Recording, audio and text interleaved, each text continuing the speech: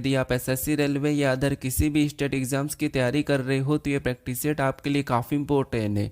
चाहे SSC, CGL, CHSL, CPO, MTS, GD, Delhi police या फिर railway, NTPC, group D, RPF, constable, ALP technician या फिर एमपी पुलिस, यूपी पुलिस की तैयारी कर रहे हो तो ये प्रैक्टिस सेट आपके लिए काफ़ी इंपॉर्टेंट है, क्योंकि इस प्रैक्टिस सेट में जो प्रश्न दिए गए हैं इन्हीं टाइप के प्रश्न आपकी परीक्षाओं में पूछे जाएंगे। तो चलिए हम शुरू करते हैं प्रश्न 1 से। हमें यहाँ पर पहला प्रश्न दिया है। प्रश्न ने कहा कि इनमें से कौन सा विकल्प दूसरे शब्द युग्म में ठीक उसी प्रकार संबंधित है जिस प्रकार पहले शब्द युग्म के शब्द आपस में संबंधित थे। यानी यहाँ पर हमारे पास नीचे शब्द दिए हैं, जिस प्रकार यहाँ पर मछली और गलफड़ा आपस में जो संबंध है उसी प्रकार मनुष्य के साथ किस शब्द का संबंध है ये आपको बताना है। यह हमारा शब्द एनालॉजी का प्रश्न है और यहाँ पर हम मिक्स क्वेश्चन करेंगे, जैसे रेलवे ग्रुप डी में पूछे गए प्रश्न, रेलवे एनटीपीसी में पूछे गए प्रश्न, एसएससी में पूछे गए प्रश्न या स्टेट में पूछे गए प्रश्न को यहाँ पर हम कवर करेंगे, ठीक है, ताकि एक ही प्रैक्टिस सेट में आपकी सभी एग्जाम की प्रैक्टिस हो जाए। तो यहाँ पर हमारे पास एनालॉजी का प्रश्न और हालांकि ये सरल प्रश्न है। यहाँ पर हम पता करेंगे कि सबसे पहले यहाँ पर मछली और गलफड़ा का आपस में क्या संबंध है, यानी कि जिस प्रकार यहाँ पर मछली और गलफड़ा का जो आपस में संबंध है उसी प्रकार हम फिर यहाँ पर मनुष्य के साथ बताएंगे, ठीक है। तो ये तो आसान है। जैसे यहाँ पर देखिए कि मछली का संबंध किससे, गलफड़ा से, यानी यहाँ पर अगर हम देखेंगे तो मछली किससे सांस लेती है, तो आप कहोगे मछली गलफड़ा से सांस लेती है। तो उसी प्रकार हम यहाँ पर बताएंगे कि मनुष्य किससे सांस लेता है, तो मनुष्य आपको पता होगा ये फेफड़े से सांस लेता है, तो मनुष्य का संबंध सेम तरीके से किससे हो जाएगा, फेफड़े से हो जाएगा। तो ऑप्शन में देखेंगे तो ऑप्शन नंबर डी में दिया है, ऑप्शन नंबर डी हमारा यहाँ पर सही जवाब होगा, ठीक है। तो आपको बस यहाँ पर समान संबंध का पता करना है एनालॉजी में। अब चलिए हम बढ़ते हैं प्रश्न 2 पे। अब 2 नंबर का प्रश्न दिया है। प्रश्न यहाँ पर करा कि यदि यूरोप को AQNKLA के रूप में कोडित किया जाता है तो यहाँ पर रसिया को कोड क्या होगा ये आपको बताना है, यानी कि रसिया का कोड क्या होगा ये आपको बताना है।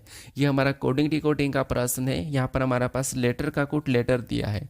तो सबसे पहले आपको यहाँ पर पता करना कि यहाँ पर यूरोप को यहाँ पर AQNKLA कैसे लिखा है, फिर उसी प्रकार आपको यहाँ पर रसिया का बताना है। तो पता कीजिए, आपको पता है लेटर का कोड लेटर, इसका मतलब यहाँ पर अल्फ़ाबेट में या तो माइनस हुआ होगा या प्लस हुआ होगा या फिर इनका अपोजिट लिखा होगा, ठीक है। यहाँ पर इन 3 चीज़ों का होता है। उसके बाद आपको पता होगा या तो आगे से होगा या पीछे से होगा या फिर यहाँ पर क्रॉस भी कर सकता है, ठीक है, लेकिन माइनस प्लस और अपोजिट ही होता है। तो यहाँ पर देखिए सबसे पहले हम चेक करते हैं, जिससे ए से ई को देखते हैं। तो यहाँ पर देखिए ए से ई मतलब यहाँ पर देखिए ई से ए को देखेंगे। सबसे पहले हम यहाँ पर आगे से देख रहे हैं, तो अगर हम यहाँ पर ई से ए को देखेंगे तो आपको पता होगा ई हमारा 5 नंबर पे, ए हमारा 1 नंबर पे, यानी यहाँ पर कितना माइनस हो रहा है, तो 4 माइनस हुआ है। फिर यहाँ पर यू से क्यू को देखेंगे तो यू हमारा 21 नंबर पे ABCD में, क्यू हमारा 17 नंबर पे, तो इसमें भी -4 हो रहा है। फिर यहाँ पर आर से एन को देखेंगे तो आर हमारा 18 नंबर पे, एन हमारा 14 नंबर पे, तो इसमें भी 4 माइनस हो रहा है। फिर यहाँ पर ओ से के को देखेंगे तो ओ 15 पे, के 11 पे, यानी यहाँ पर भी ABCD में 4 माइनस हुआ है। फिर यहाँ पर P से L को देखेंगे तो P 16 पे, L 12 पे, यानी यहाँ पर भी 4 माइनस हो रहा है। E से एक देखेंगे तो यहाँ पर भी 4 माइनस हो रहा है। मतलब यहाँ पर हमारे पास पैटर्न क्या मिला है, लॉजिक क्या है, तो 4 माइनस किया है। तो इसी तरीके से यहाँ पर रसिया का बताने के लिए हम क्या करेंगे, 4 माइनस करेंगे। तो सबसे पहले R में 4 माइनस करेंगे तो यहाँ पर क्या आ जाएगा, तो आपको हो गया R 18 पे, तो 4 - 14 और 14 नंबर पे N आता है। फर्स्ट में N देखेंगे तो ऑप्शन नंबर सी में नहीं है, तो ऑप्शन नंबर सी को हम हटा सकते हैं। उसके बाद U हमारा 21 पे आता है, 21 में से 4 माइनस करेंगे तो 17 और 17 नंबर पे आपको पता होगा Q आएगा। तो NQ ऑप्शन में देखिए ऑप्शन नंबर डी में दिया है, तो ऑप्शन नंबर डी हमारा यहाँ पर सही जवाब होगा। आपको यहाँ पर पूरा भी चेक करने की ज़रूरत नहीं है, क्योंकि हमने यहाँ पर प्रॉपर यहाँ पर हमने पैटर्न का पता किया, लॉजिक का पता किया, तो यहाँ पर भी 4 माइनस ही होगा, ठीक है। तो हमने यहाँ पर 2 लेटर का पता किया और ऑप्शन एलिमिनेट करके हमने ऑप्शन नंबर डी लगाया है। चाहो तो यहाँ पर भी देखिए एस हमारा 19 पे आता है, 19 में से 4 माइनस करेंगे तो यहाँ पर 15 नंबर पे ओ आता है, और यहाँ पर डबल ए से और वहाँ पर भी डबल ओ दिया, तो यहाँ पर डबल ओ मतलब ऑप्शन नंबर डी हमारा यहाँ पर सही होगा, ठीक है। चाहो तो आप यहाँ पर चेक कर लीजिए, लेकिन उतना समय नहीं लेना चाहिए। अब बढ़ते हैं प्रश्न 3 पे। अब 3 नंबर का प्रश्न दिया है। प्रश्न क्या कह रहा है, प्रश्न कह रहा है कि निम्नलिखित श्रृंखला में अगले स्थान पर आने वाली संख्या ज्ञात करें। यानी यहाँ पर हमारे पास संख्याओं की एक श्रृंखला श्रेणी दी है, इसी में एक प्रश्नवाचक चिन्ह दिया है, यहाँ पर कौन सी संख्या आएगी ये आपको बताना है। तो ये हमारा संख्या श्रृंखला वाला प्रश्न है। तो सबसे पहले क्या करेंगे हम, आपको पता होगा कि श्रृंखला में संख्या को ध्यान से देखते हैं कि संख्या कैसे लिखी है। तो यहाँ पर लिखा है 6, 10, 18, 34, यानी कि संख्या थोड़ी सी स्पीड में बढ़ रही है। जब संख्या स्पीड में बढ़ती तो हम क्या करते हैं, वहाँ पर गुणा करके देखते हैं या अंतर करते हैं। दो ही चीज़ ज़्यादातर काम आती है श्रृंखला में। तो देख लिया, अगर हम गुणा करते हैं मान लो, या अंतर देखते हैं, तो मान लो गुणा कर लेते हैं। अगर हम यहाँ पर 6 का क्या करेंगे, कितना गुना करेंगे कि 10 आ जाएगा। तो आपको अगर हम 6 का 2 गुना करते तो 6 का 2 गुना कितना हो जाएगा, 12, और 12 में से 2 को माइनस करेंगे तो 10 आ जाएंगे, ठीक है। इसी तरीके से 10 से 18 का पता करते तो 10 का भी क्या करेंगे कि 18 आ जाएगा, कितना गुना करेंगे, तो 10 का भी अगर हम यहाँ पर 2 गुना करते तो 10 का 2 गुना 10, 10 का 2 गुना 20 हो जाएगा, और 20 में से क्या करेंगे, 2 माइनस करेंगे तो 18 आ जाएंगे, और 18 यहाँ पर लिखा है। उसी तरीके से आगे देखिए, 18 का भी 2 गुना करेंगे तो आपको पता होगा 18 का 2 गुना कितना होगा, 36। 18 का 2 गुना होता है 36, और 36 में से 2 माइनस करेंगे तो 34 आ जाएंगे। तो पैटर्न क्या है यहाँ पर, 2 गुना माइनस 2, 2 गुना माइनस 2 यहाँ पर पैटर्न है। तो यहाँ पर क्या करेंगे, 34 का भी 2 गुना करेंगे और माइनस 2 कर लेंगे। तो 34 का 2 गुना कितना होता है, तो 34 का 2 गुना 68 होता है। कितना होता है, 68, और 68 में से 2 माइनस करेंगे तो कितने बचेंगे, 66। यानी जो प्रश्नवाचक चिन्ह है यहाँ पर क्या आना चाहिए, 66 आना चाहिए। तो ऑप्शन में देखिए 66 कहाँ पर है, ऑप्शन नंबर सी में दिया है। तो ऑप्शन नंबर सी हमारा यहाँ पर सही जवाब होगा, ठीक है। तो बस आपको यहाँ पर प्रॉपर पैटर्न का पता करना था। अब चलिए हम बढ़ते हैं प्रश्न 4 पे। अब 4 नंबर का प्रश्न दिया है। प्रश्न क्या कह रहा, प्रश्न कह रहा कि श्रृंखला में अगला पद ज्ञात कीजिए। यानी ये हमारी जो श्रृंखला, ये शब्द श्रृंखला है। आपने पहली बार देखा होगा, क्योंकि पहले इतना शब्द श्रृंखला का प्रश्न नहीं आता था, लेकिन अभी एसएससी का जो एडीक्विटी पैटर्न है वो शब्द श्रृंखला का भी प्रश्न दे रहा है, ठीक है। तो हमें शब्द का भी नॉलेज होना चाहिए। जैसे यहाँ पर मुख्य समाचार, उसके बाद क्या दिया है देखिए, मुख्य समाचार, उसके बाद यहाँ पर परिचय, परिचय के बाद विवरण, विवरण के बाद यहाँ पर विश्लेषण दिया है। तो इनका हमें सभी का पता होना चाहिए। उसके बाद हमें अगला बताना। तो बताइए यहाँ पर हम कैसे क्या आएगा जो प्रश्नवाचक चिन्ह। तो ये श्रृंखला तो है, लेकिन शब्द वाली है। तो शब्द वाले में भी हमें क्या करना होगा, थोड़ा सा नॉलेज होना चाहिए, और फिर उसके हिसाब से हमें पैटर्न का पता करना, ठीक है।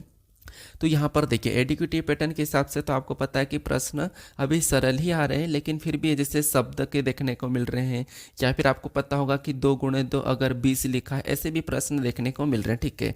हालांकि मैंने पूरे चैप्टर के प्रश्न ऐड किया हूँ, जैसे एसएससी को देखते हुए, रेलवे को देखते हुए, या फिर मैंने स्टेट एग्जाम को भी देखते हुए मैंने देखा है, ठीक है। बाकी देखिए, अगर आपको इस क्लास का पीडीएफ चाहिए तो टेलीग्राम चैनल पर आपको डाउनलोड कर लेना है। वहाँ पर मैंने दिया हूँ, डिस्क्रिप्शन में लिंक दिया हूँ टेलीग्राम चैनल का, तो वहाँ से आप डाउनलोड कर सकते हो, ठीक है। बाकी देखिए, मैंने कैलेंडर पर वीडियो बना दिया हूँ, आज वो अपलोड हो जाएगा लगभग 4 से 5 बजे, तो उसे भी आप देख लीजिए, ठीक है। तो यहाँ पर देखिए, सबसे पहले समझेंगे, जैसे यहाँ पर मुख्य समाचार दिया है। मुख्य समाचार मतलब आपको पता कि मेन कोई ऐसा समाचार है, ठीक है। उसका सबसे पहले तो परिचय दिया, परिचय के बाद उसका विवरण किया, विवरण के बाद उसका विश्लेषण किया। अब विश्लेषण करने के बाद क्या होता है, तो आपको पता होगा कि एक समाचार है, ठीक है। उसका हमने परिचय दिया, परिचय देने के बाद उसका हमने विवरण किया, विवरण के बाद उसका विश्लेषण भी किया, विश्लेषण के बाद उसका मतलब क्या मतलब परिणाम निकलता, परिणाम को हम क्या कहते हैं, यानी कि परिणाम को, या फिर उसका निष्कर्ष क्या निकल रहा है। तो यहाँ पर जो स्थान है, यहाँ पर क्या आना चाहिए, निष्कर्ष आना चाहिए। और निष्कर्ष ऑप्शन में देखेंगे तो ऑप्शन नंबर बी में दिया है। तो ऑप्शन नंबर बी हमारा यहाँ पर क्या होगा, सही जवाब होगा, ठीक है। सूचकांक नहीं होगा, अध्याय नहीं होगा, लेखक नहीं होगा, ठीक है। ऑप्शन नंबर बी हमारा यहाँ पर सही होगा। अब चलिए हम बढ़ते हैं प्रश्न 5 पे। अब 5 नंबर का प्रश्न दिया है। प्रश्न कह रहा है कि निम्नलिखित आकृति में कितनी सीधी रेखाएं हैं, यानी आपको इस आकृति में कितनी सीधी रेखाएं ये आपको बताना है। और ये प्रश्न एसएससी दिल्ली पुलिस में पूछा प्रश्न था, ठीक है, पूछा गया है। अभी 2025 की जो एग्जाम हुई थी दिल्ली पुलिस में पूछा प्रश्न। तो यहाँ पर आपको ना त्रिभुज बताना, ना वर्ग बताना, आयत बताना, आपको यहाँ पर बताना कि सीधी रेखा कितनी है। सीधी रेखा का मतलब आपको पता होगा कि जैसे कोई रेखा है, ठीक है, ये ऐसी सीधी है या ऐसी सीधी या ऐसी सीधी, बस सीधी होना चाहिए कि ये सीधी रेखा कितनी है, ना कि इसको और इसको रेखा नहीं कहते, सीधी रेखा इसको नहीं कहते हैं। तो बताइए यहाँ पर इस आकृति में सीधी रेखा कितनी है। तो आसान है, यहाँ पर देखिए, सबसे पहले इस कोने से देखेंगे तो ये हमारी 1 हो जाएगी, एक के बाद ये दूसरी हो जाएगी, ये हमारी तीसरी है, ये चौथी है, और ये 5वीं। टोटल इधर से हमारे पास कितनी मिली है, 5 मिली है। उसके बाद ऊपर से देखिए, जहाँ से देखेंगे तो एक हमारी ये वाली है, ये दूसरी है, ये तीसरी है, ये चौथी है, ये 5वीं। तो 5 इधर से भी है उसके बाद एक और हमें ये आड़ी दिख रही है, तो ये भी एक सीधी रेखा ही है, ठीक है। तो एक ये है, तो एक ये हो जाएगी, इनको आपस में प्लस कर लेंगे तो यहाँ पर 11 हो जाएंगे। यानी कि सीधी रेखा कितनी है टोटल इस आकृति में, 11 है। तो ऑप्शन नंबर बी हमारा यहाँ पर सही जवाब होगा, ठीक है। तो आसान सा प्रश्न है, इसलिए आपको यहाँ पर प्रश्न को पढ़ना और प्रश्न क्या कह रहा है ये भी ध्यान से देखना है, ठीक है। अब चलिए हम बढ़ते हैं प्रश्न 6 पे। अब 6 नंबर का प्रश्न दिया है, प्रश्न करें कि प्रश्न आकृति के सामने रखे जाने पर छायांकित भाग के सामने कौन सी सही छवि बनेगी, ठीक है। कौन सी सही छवि बनेगी ये आपको बताना। तो मतलब यहाँ पर हमारे पास ये वाला एक लाइन दिख रही है, ये दर्पण है, ठीक है। इसको इस साइड रखें, मतलब इसकी आकृति इस साइड कैसी बनेगी, इसकी छाया इस साइड कैसे बनेगी ये आपको बताना। तो बताइए, यहाँ पर तो मैंने बता रखा कि जब भी आपको दर्पण प्रतिबिंब को प्रश्न को सोल्व करना है उसमें जल भी आता है और एक ये वाला आता है, ठीक है। तो गलती निकाल के सोल्व करना होता है। जैसे इसकी जो प्रतिबिंब है वो इस साइड बनेगी, इस साइड बनेगी मतलब गोल तो रहेगा ही रहेगा, ठीक है। गोल तो ये वैसा की वैसा रहेगा, और इसमें जो बीच में क्रॉस है वो भी वैसा की वैसा रहेगा, ठीक है।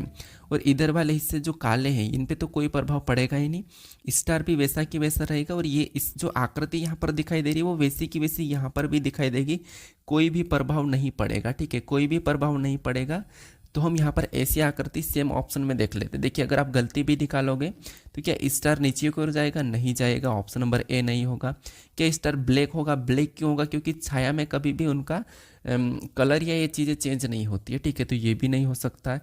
उसके बाद नीचे वाला जो त्रिभुज है वो भी काला नहीं होगा, तो ये भी नहीं होगा, ठीक है। और वैसे भी वैसा कोई प्रभाव पड़ना ही नहीं था, तो सेम आकृति ऑप्शन नंबर बी में है। ऑप्शन नंबर बी हमारा यहाँ पर सही जवाब होगा। बस आपको देखिए, अगर रीजनिंग में अच्छे नंबर लाना है, रीजनिंग को अच्छा करना है, तो आपको यहाँ पर चैप्टर को ज़्यादा पढ़ने से बजाय आपको चैप्टर एक बार पढ़ने के बाद आपको क्या करना होगा, प्रैक्टिस करना, ठीक है। क्या करना, प्रैक्टिस पे प्रैक्टिस, प्रैक्टिस पे प्रैक्टिस। आपको रोज के 30 से 40 क्वेश्चन लगाना है। जैसे मैं आपको यहाँ पर 25 क्वेश्चन करवा रहा हूँ, तो वो भी आपको हर चैप्टर से करवा रहा हूँ, तो आपको हर चैप्टर के प्रश्न को लगाना है, ठीक है। और PYQ, जैसे मैं यहाँ पर PYQ दे रहा हूँ आपको। अब मैंने यहाँ पर डेट नहीं डाली है, क्योंकि आपको पता है कि कुछ एग्जाम में डेट नहीं डाली जाती है, डेट डालने से मना भी किया। तो मैंने सोचा कि आपको डायरेक्ट बता दूं, उसमें मैं ये रख दूं कि जैसे ग्रुप डी के प्रश्न है, NTPC के भी और SSC GD के और UP पुलिस के भी है, ठीक है। इसमें मिक्स क्वेश्चन है, बाकी इसमें CPO और बाकी ये भी है, लेकिन मेन इन एग्जाम को टारगेट करते हुए मैंने यहाँ पर रखा हूँ, ठीक है। अब बढ़ते हैं प्रश्न 7 पे। अब 7 नंबर का प्रश्न दिया है, प्रश्न यहाँ पर कह रहा है कि अंग्रेजी वर्णमाला में H और P के ठीक बीच में कौन सा अक्षर आता है, ठीक है। यानी कि अंग्रेजी वर्णमाला जैसे A से Z तक है, उसमें H और P के बीच कौन सा अक्षर आता है ये आपको बताना, ठीक है। तो आसान सा, यहाँ पर देखिए ये H है और ये हमारे पास P है, इनके बीच कौन से अक्षर आएगा ये आपको बताना। तो हम आगे लिख लेते हैं। जैसे यहाँ पर देखिए H के बाद क्या आएगा, तो H के बाद I आएगा, I के बाद J आएगा, J के बाद K आएगा, K के बाद L, एल के बाद एम, एम के बाद एन, एन के बाद ओ, ठीक है। ये इनके बीच में, ठीक है। तो इनके बीच में कौन सा अक्षर आता ये आपको बताना। तो इनके बीच में कौन सा आएगा, तो आपको होगा यहाँ पर ये 4 हो जाएंगे और यहाँ पर ये 4 हो जाएंगे, ठीक है। तो इनके बीच में जो आ रहा है वो कौन सा आ रहा है, एल आ रहा है, ठीक है। बीच में कौन सा आ रहा है, एल आ रहा है, क्योंकि बीचों बीच का पूछा है, ठीक है। तो बीच में एल आ रहा है। तो एल ऑप्शन में देखिए कहाँ पर है, ऑप्शन नंबर सी में दिया है। तो ऑप्शन नंबर सी हमारा यहाँ पर सही जवाब होगा। तो आपको बस प्रश्न को समझते हुए सोल्व करना, यहाँ पर कोई इतना खास नहीं है, आसान सा है, ठीक है। अब बढ़ते हैं प्रश्न 8 पे। अब 8 नंबर का प्रश्न दिया है, प्रश्न यहाँ पर कह रहा है कि यदि $5 बराबर 27 और यहाँ पर कह रहा है कि $7 बराबर 64, तो यहाँ पर $6 बराबर क्या है ये आपको बताना। मतलब $6 का क्या है ये आपको बताना। तो ऐसे प्रश्न अभी एडिक्यूटिव पैटर्न पे पूछ रहे हैं, ठीक है। तो यहाँ पर क्या होता है कि सबसे पहले हमें देखना होता है कि जैसे यहाँ पर $5 बराबर 27 कैसे लिखा है, $7 बराबर 64 कैसे लिखा है, इनका पता करके आपको क्या करना होगा, सेम तरीके से $6 का बताना। तो सबसे पहले 27 और 64 का पता कीजिए। हालांकि आपने क्यूब और स्क्वायर याद करा होगा, तो यहाँ पर आपको सीधे सीधे दिख रहा है कि जैसे ये 27 ये क्या है, 3 का घन है, 64 4 का घन है, ठीक है। तो इनमें से अगर हम यहाँ पर 5 में से 2 को माइनस करते हैं, माइनस करेंगे तो कितने बचेंगे, तो माइनस करेंगे तो 3 बचेंगे, और 3 का क्या करते हैं, घन करते हैं, ठीक है। यहाँ पर 5 में से 2 माइनस करेंगे तो 3 बचेंगे, और यहाँ पर मैं 3 का घन करता हूँ तो 3 का घन कितना होता है, तो 3 का घन होता है 27। कितना होता है 27, और 27 यहाँ पर दिया है। सेम तरीके से यहाँ पर भी देखिए 7 में से 3 को माइनस करेंगे तो कितने बचेंगे 4, और 4 का भी यहाँ पर घन करेंगे तो 4 का घन कितना होता है, तो 4 का घन 64 होता है, और 64 भी यहाँ पर दिया है। तो आपको यहाँ पर लॉजिक पता चल चुकी होगी कि माइनस करके घन करना है। तो सेम तरीके से यहाँ पर क्या करेंगे, माइनस करके घन करेंगे। 6 में से 4 को घटाएंगे तो 6 में से 4 को घटाएंगे तो कितने बचेंगे 2, और 2 का भी क्या करेंगे, सेम तरीके से घन करेंगे। तो 2 का घन आपको पता होगा 8 होता है। तो यहाँ पर $6 बराबर क्या होगा, 8 होगा। कितना होगा, 8 होगा। तो ऑप्शन में देखिए 8 कहाँ पर है, ऑप्शन नंबर सी में दिया है। तो ऑप्शन नंबर सी हमारा यहाँ पर सही जवाब होगा। कौन सा, ऑप्शन नंबर सी। अब चलिए हम बढ़ते हैं प्रश्न 9 पे। अब 9 नंबर का प्रश्न दिया है। प्रश्न यहाँ पर कह रहा है कि एक निश्चित कोड में यहाँ पर मोबाइल को NQCKNG लिखा जाता है, यहाँ पर टैबलेट को कैसे लिखा जाएगा ये आपको बताना है। ये भी हमारा कोडिंग डिकोडिंग का, और यहाँ पर भी लेटर का कुछ लेटर ये, ठीक है। हालांकि आपको कोडिंग डिकोडिंग के प्रश्न ज़्यादा देखने को मिलते हैं एग्जाम में, 3 से 4। तो यहाँ पर देखिए सबसे पहले आपको पता करना कि यहाँ पर मोबाइल को यहाँ पर NQCKNG कैसे लिखा है, उसी प्रकार फिर आपको यहाँ पर टैबलेट का बताना है। तो यहाँ पर पता कीजिए, अल्फ़ाबेट में आपको पता होगा माइनस प्लस या इसका विपरीत लिखा होगा, ये 3 चीज़ें ही होती है, और बाकी इनमें आगे से या पीछे या क्रॉस करके लिखा जाता है, ठीक है। इसके अलावा ज़्यादा नहीं होता है, या फिर उन्हीं लेटर को उन्हीं में पलटा के भी लिखा जाता है। तो यहाँ पर देखिए अगर हम यहाँ पर M से क्या करेंगे, N को देखेंगे तो MN मतलब यहाँ पर +1 है। फिर यहाँ पर O से क्या करेंगे, O से Q को देखेंगे तो OQ मतलब यहाँ पर +2 है। उसके बाद B से C को देखें तो BC मतलब यहाँ पर भी +1 है। फिर यहाँ पर I से K को देखेंगे तो IK मतलब I 9 पे K 11 पे मतलब इसमें +2 है। यहाँ पर कितना जोड़ा है, 2 जोड़ा है।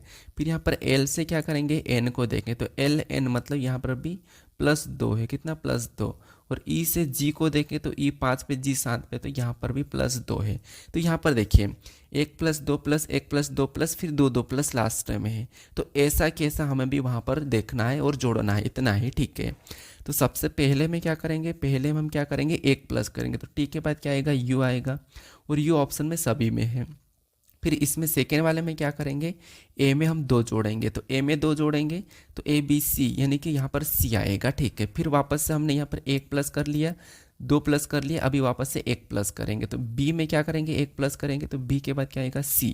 B के बाद क्या आएगा, C। तो UCC ऑप्शन में देख लीजिए, केवल एक ही ऑप्शन में ऑप्शन नंबर C यहाँ पर सही होगा। आपको पूरा चेक करने की ज़रूरत नहीं है, लेकिन फिर भी हम चेक कर लेते हैं वापस से। अभी तो हमें 2 2 ही प्लस करना, भी ये वाला 2, ये वाला 2, ये वाला 2। तो L में 2 प्लस करेंगे तो यहाँ पर क्या आएगा, N आएगा। E में 2 प्लस करेंगे तो यहाँ पर G आएगा। T में 2 प्लस करेंगे तो यहाँ पर V आएगा। तो यही वाला हमारा ऑप्शन नंबर C में है। तो ऑप्शन नंबर C यहाँ पर सही जवाब होगा, ठीक है, UCCNGV। अब चलिए हम बढ़ते हैं प्रश्न 10 पे। अब 10 नंबर का प्रश्न दिया है। प्रश्न कह रहा है कि एक निश्चित कोड में यदि फीस को 69198 के रूप में कोडित किया जाता है तो यहाँ पर HSIF को कैसे कोडित किया जाएगा, यह हमें प्रश्न पूछा है। मतलब ये हमारा कोडिंग डिकोडिंग का ही प्रश्न है, लेकिन यहाँ पर हमारे पास लेटर का कुछ संख्या दिया है। यहाँ पर हमारे पास क्या दिया है, लेटर का कुछ संख्या दिया है। तो ये भी आपको पता होगा कि जब लेटर का कुछ संख्या दिया जाता है तो हम क्या करते हैं, उन लेटर को संख्या में बदलते हैं। जैसे यहाँ पर देखिए ए हमारा ABCD में कितने नंबर पे, 6 नंबर पे आता है, और यहाँ पर 6 लिखा है। आई हमारा 9 नंबर पे आता है, यहाँ पर 9 सीधा लिखा है। एस हमारा 19 पे आता है, यहाँ पर 19 सीधा लिखा। एच 8 पे आता है, यहाँ पर 8 सीधा लिखा। तो यहाँ पर सीधा सीधा इनकी प्लेस वैल्यू लिखा है कि ये ABCD में कितने नंबर पे आते हैं। तो यहाँ पर भी हम सीधा सीधा बता देंगे कि एच हमारा ABCD में 8 नंबर पे आता है, एस हमारा ABCD में 19 नंबर पे आता है, एच हमारा 19, वैसे उन्हीं लेटर को पलटा भी रखा, ठीक है। ये 19 नंबर पे आता है, आई हमारा 9 नंबर पे आता है, और एफ हमारा 6 नंबर पे आता है। तो यही वाला ऑप्शन में देखेंगे तो option number 8, 19, 9, 6 option number A में दिया है, तो ऑप्शन नंबर ए हमारा यहाँ पर सही जवाब होगा, ठीक है। तो बस हमें लेटर का कोड जब संख्या दिया जाता है तो हमें संख्या में बदलना है, ठीक है। अब चलिए हम बढ़ते हैं प्रश्न 11 पे। अब 11 नंबर का प्रश्न है, ये भी हमारा वैसा ही प्रश्न है। प्रश्न क्या कह रहा है कि एक निश्चित कोड भाषा में यहाँ पर गिफ्ट को 42, 68 और यहाँ पर टर्न को 35, 27 के रूप में कोडबंद किया गया है। दी गई कोड भाषा में टी के लिए कोड क्या है। तो यहाँ पर भी हमारे पास आप कहोगे कि लेटर का कोड संख्या दिया है, लेटर का कोड हमारे पास यहाँ पर संख्या दिया है। तो जब लेटर का कोड संख्या दिया जाता है तो हम क्या करते हैं, उन लेटर को संख्या में बदलते हैं।